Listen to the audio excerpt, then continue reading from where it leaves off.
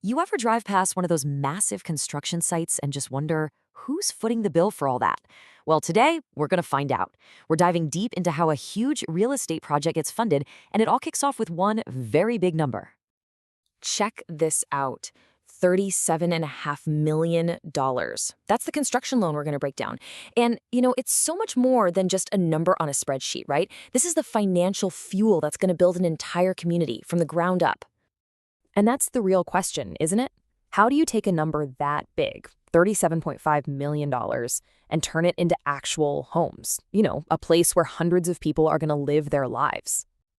All right, so where is all this actually happening? We're heading to Albuquerque, New Mexico.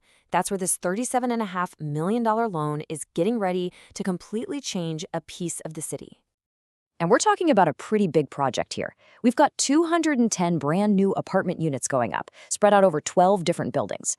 And they're mixing it up too. Studios, 1-bedrooms, 3-bedrooms. The average place is going to be about 900 square feet, which is a really decent size. So it looks like they're trying to attract all kinds of different people. Now, the project is being called a Class A apartment community. If you're not in real estate, that's basically code for the best of the best. We're talking premium finishes, all the fancy amenities, and a great location. This isn't just about putting up walls. It's about creating a high-end living experience. It's a big bet that people in Albuquerque are looking for exactly that. And get this, they're not waiting around. Groundbreaking is happening right now. The plan is to have the whole thing finished and ready for people to move in by early 2027. After that, they move into what's called the lease-up and stabilization phase. Fancy term, but it just means they start renting out the apartments and get the community humming. Okay, so we've covered the what, the where, and the when. Now for the really interesting part, the how. Let's pull back the curtain and look at the actual financial mechanics behind this massive loan. So here are the numbers that make it all work. First up, loan to cost, or LTC, is at 80%. That just means the loan is covering 80% of the total cost to build everything. Simple enough. Then you've got loan to value, LTV, at 70%. This one's a little different. It's based on what they think the property will be worth after it's all built and people are living there. The loan itself has a 3-year term to start, and the interest rate is 10.75%. And that's the basic framework of the deal. Okay, now this next part is a really big deal for the borrower. The loan is non-recourse. What does that mean? Well, it means that if things go south and the project fails, the lender can only take back the property itself. They can't come after the borrower's other personal assets, their house, their savings, none of it. It puts a huge safety net under the borrower. But there's always a catch, isn't there? In the finance world, they call them bad boy carve-outs. It's basically the lender's protection plan. It says that all that nice non-recourse protection, it goes right out the window if the borrower does something shady, like committing fraud. It's the clause that makes sure everyone plays by the rules. A deal this complex with this much money on the line isn't just about spreadsheets and contracts. It's really about people. It's built on trust. So let's talk about the partnership that actually made this whole $37.5 million project happen. And you can see that trust right here. This is a quote from the borrower, Eric Snyder. He says the EBSC lending team always advocates strongly on our behalf and that their execution was seamless. That's not the kind of thing you say unless you really, really trust your financial partner. And that trust didn't just appear overnight.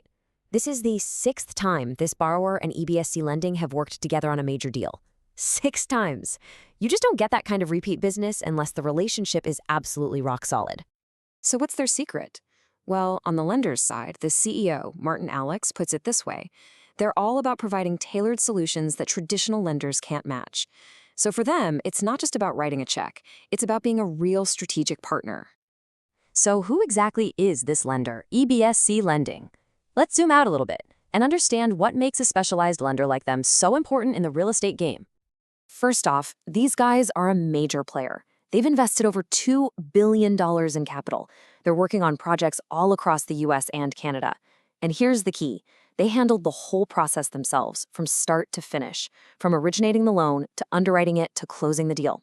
That gives them a ton of control, which means they can be way more flexible and faster than a traditional bank. And they don't just stick to one type of loan either. Construction loans, like the one we're looking at, are a huge piece of their puzzle. But they also do other stuff, like short-term bridge loans, to help projects get from one phase to the next. And they even get into more niche markets, like providing financing for the cannabis industry. So they're pretty versatile. So, what's the big takeaway here? Well, it's that specialized lenders like EBSC are kind of the secret engine of our cities. You might not see them, but they're the ones providing the custom-fit, flexible financing that makes these huge, complicated projects even possible. They're willing to take on risks that a regular bank might shy away from, and because of that, they have a massive say in what gets built, where it gets built, and how quickly our cities grow and change. And that brings us to a final question to think about. We all know our cities need more housing, more infrastructure. So, what's the right role for this kind of creative, specialized financing in that future? And how do we make sure that it's being used to build the absolute best communities for all of us tomorrow?